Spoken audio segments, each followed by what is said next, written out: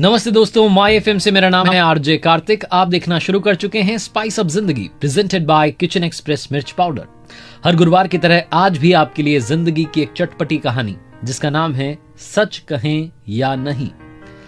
निकिता पिछले 10 दिनों से बहुत ज्यादा उलझन में थी। निकिता की एक बेस्ट फ्रेंड थी माधुरी, जो कि इन दिनों प्रेग्नेंट थी, और निकिता ने माधुरी के पति अमित को उसके एक कलीग के साथ में कार में कहीं जाते हुए देखा था। उस दिन उन्हें फॉलो किया था, दोनों एक रेस्टोरेंट में गए थे। उसके बाद वो लगातार अमित को फॉलो करने लगी, मॉनिटर करने लगी, कहाँ जाता है, क्या करता है। और उसे समझ में आ गया था कि अमित का किसी लड़की के साथ में अफेयर चल रहा है। वो लड़की उसी के साथ अमित के ऑफिस में काम करती थी, कलीग थी। थोड़ा उसने और मालूम किया तो पूरे ऑफिस को उनके अफेयर के बारे में मालूम था।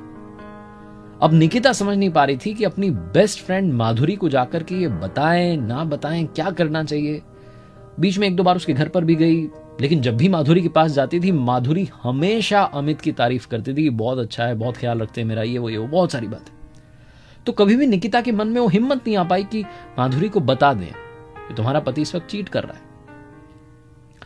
फिर लगता था निकिता को कि प्रेगनेंसी में इतना बड़ा झटका, कहीं बच्चे पर कोई असर ना पड़े, पता नहीं क्या होगा, बहुत सारी चीजें वो सोचा करती थी।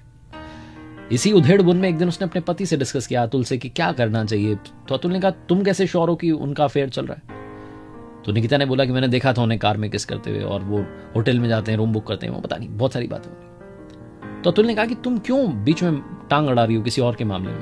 तो निकिता ने कहा, मेरी बेस्ट फ्रेंड है माधुरी, उसकी जिंदगी का सवाल है, तुम क्या बात कर रहे हो। अतुल ने कहा, तुम ज्यादा टांग अड़ाओगी, हो सकता है तुम्हें कह दिया जाए माइंड योर ओन बिजनेस, क्या कर रही हो।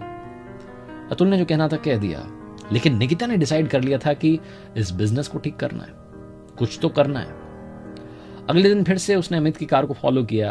अमित और उसकी जो कलीग थी, जो लड़की थी, एक कैफे में गए। निकिता भी पीछे पीछे उस कैफे में पहुंच गई और जिस टेबल पर वो दोनों बैठे थे वहीं जाकर के बैठ गई। और निकिता कहने लगी कि अमित, ये क्या कर रहे हो, तुम्हारी वाइफ घर पर प्रेग्नेंट है, उसका ख्याल रखना चाहिए, तुम किसी और लड़की के साथ अफेयर कर रहे हो। और फिर निकिता ने उस लड़की को समझाया कि तुम अपने सोचो ना, अपने बारे में सोचो। अगर काश तुम माधुरी की जगह होती, मेरी बेस्ट फ्रेंड की जगह होती, तो तुम्हारे साथ कैसे बीतती। तुम्हारा पति कहीं और अफेयर करता, तुम प्रेग्नेंट होती, तुम्हें क्या लगता। वो लड़की अमित की तरफ गुस्से में कहने लगी कि क्या, तुम्हारी शादी हो चुकी, तुम्हारी बीवी प्रेग्नेंट है, तुमने मुझे बताया नहीं। बीवी प्रेग्नेंट है और तुम मुझसे अफेयर कर रहे हो। वो लड़कर के वहां से चली गई। उसके जाने के बाद में अमित ने निकिता से कहा कि माइंड योर ओन बिजनेस, तुम्हें क्या मतलब है मेरी जिंदगी से।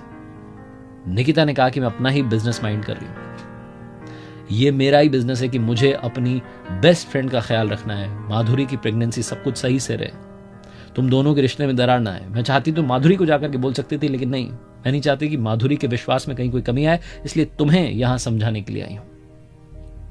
मुझे जो कहना था मैंने आज तुमसे कह दिया। अमित की आंखें शर्म से झुक गई, उसे सारी बात समझ में आ गई। छोटी सी कहानी के आखिरी में एक छोटा सवाल, जो मैंने इस कहानी का टाइटल भी आपको बताया कि सच कहें या नहीं। सच कहना चाहिए या नहीं कहना चाहिए। अगर कहा जाए तो किस तरीके से कहा जाए, कमेंट बॉक्स में अपनी बात जरूर रखिएगा।